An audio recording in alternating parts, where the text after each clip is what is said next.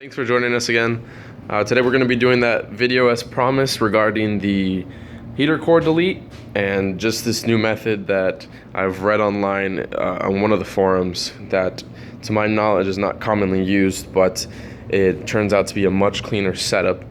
I just want to start off by saying this is going to be for an LS Vtec application, although I believe it can be used with any type of B-series motor setup, and I'll explain exactly why in just a moment. Let me come around to this, my automatic B20 swapped Integra, which is essentially completely stock, and I just want to show you how the cooling system runs for the heater core. In this case, you see you have one of the hoses coming off right here, just tapped into the head. That's the stock location. That hose right there runs towards the back, continues right there, and you can see it leads right down there, and that passes through your firewall and then goes into your heater core. So that's one of the two hoses that go to the heater core. The other one comes right off of your thermostat housing, which is actually on the back side of it. You have two hoses on the non-Vtec blocks off the thermostat housing. You have the first hose right here. See if you can see my finger, I'm wiggling it. That goes from the housing. One second. Little magnet tool to point. One of the hoses goes from the housing right there to the intake manifold. It loops around.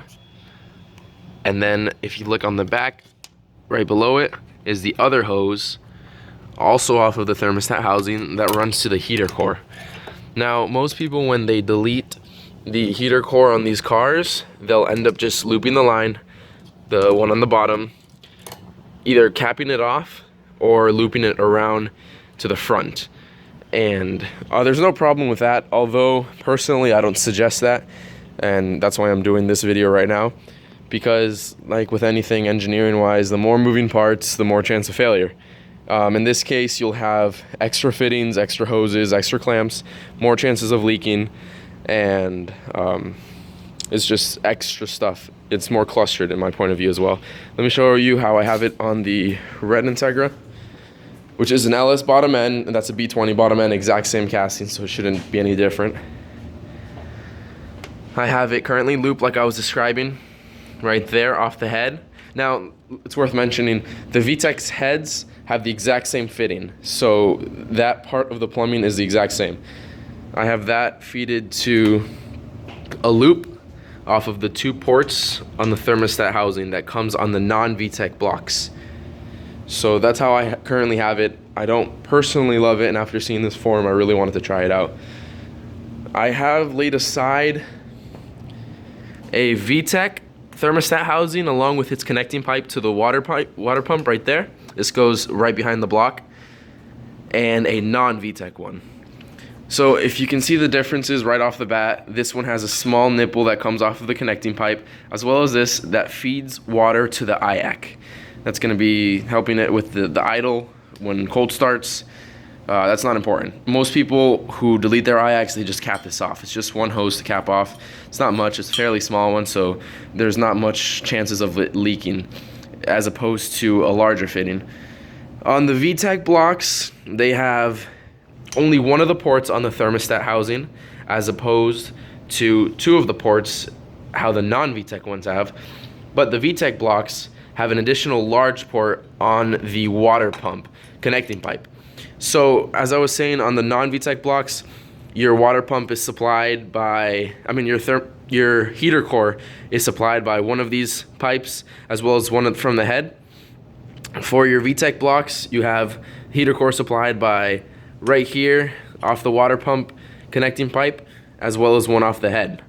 What I'm going to be doing today is running the connecting pipe that I have on the red car right now, which is this one, the non-Vtec one, but using a Vtec housing. That way I don't have to delete this pipe, which I don't have anyway, but I won't have to cap off this. So I'll just only have the one fitting, and it'll be a lot simpler to run. The forum that I got most of this information off didn't go too much into detail of the process of actually doing it, but he did mention that the plug that you're going to use for the side of the head, imagine this is the cylinder head, you have the port that comes off of it and goes to your heater core, the one that I pointed out earlier.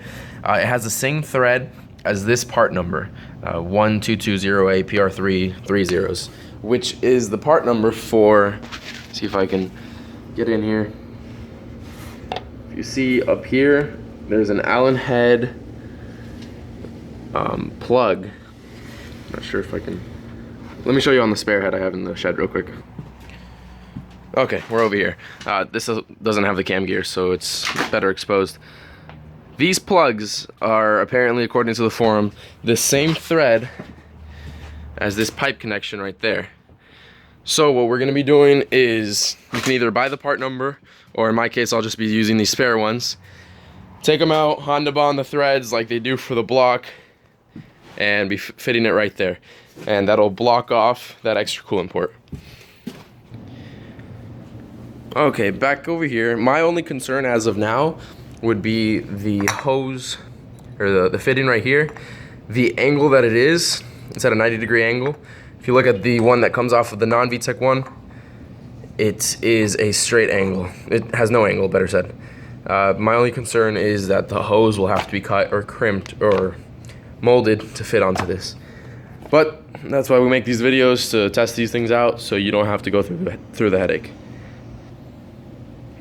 Okay, so it goes without saying, the first thing you're going to want to do is drain your cooling system. So rid it of the coolant that it has. There's different methods to do it. Some people like to take the bottom hose of the radiator off. What I like to do is just loosen the nut and have it drain out slowly. And then the large plug on the block, you're going to want to loosen that as well once everything is drained out, and that's going to take out what's in the block. And let me see what size socket that is so I can let you know. Just like many things Honda, it is a 19mm socket for that engine block drain plug. So like I said, we're going to go ahead and lift the car slightly and drain the cooling system.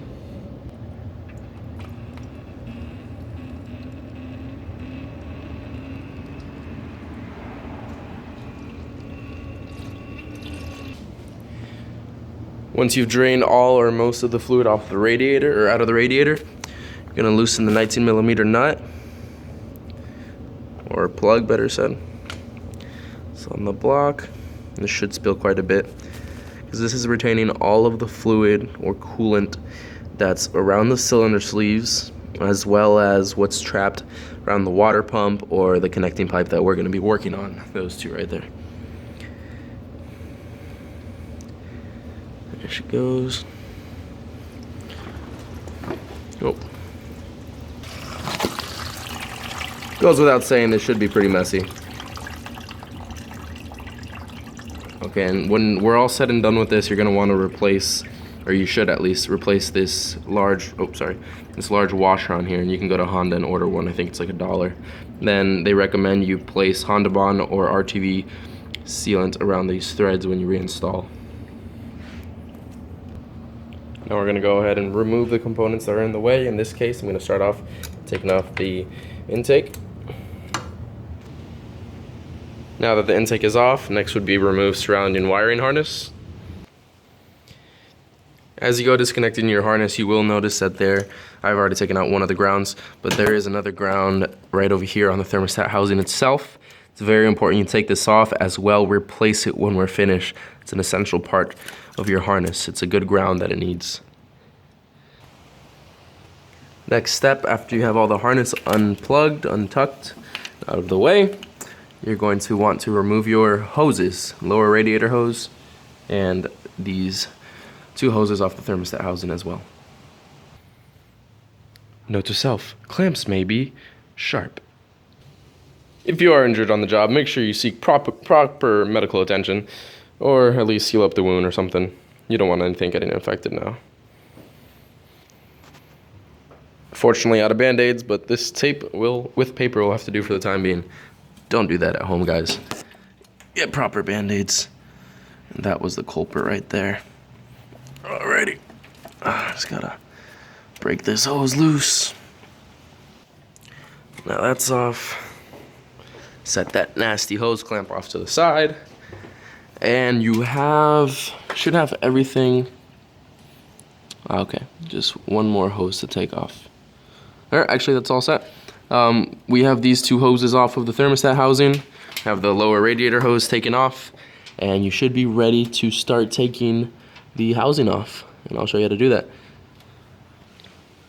Going to demonstrate on the housing that I have off of the car real quick. It's a little bit easier. This housing, well, the thermostat housing is in two pieces. You have the outside and the inside, of course, where the thermostat sits in the inside with the seal as well. There's two 10mm bolts, which in our case, we're not going to be taking it off on the car. The ones you want to take off, it's going to be a long bolt right here, 10mm head. It's the size it's going to be. And then another 10mm on the bottom of it, a little bit shorter. I've got the bolt somewhere around here. So these two bolts, and it'll sit against the block like so. Or let's say the floor was the block, it'd sit like that. So the two 10mm bolts will be right there. Okay, YouTube, this video is getting kind of long, so I'm going to go ahead and cut it right here and do a part 2 of this. Just so you can see we've already started. We've gone over the theory of how it's going to work. And on the next video, we're going to be able to see exactly the steps of removing that and replacing it with the new one. Thanks, guys.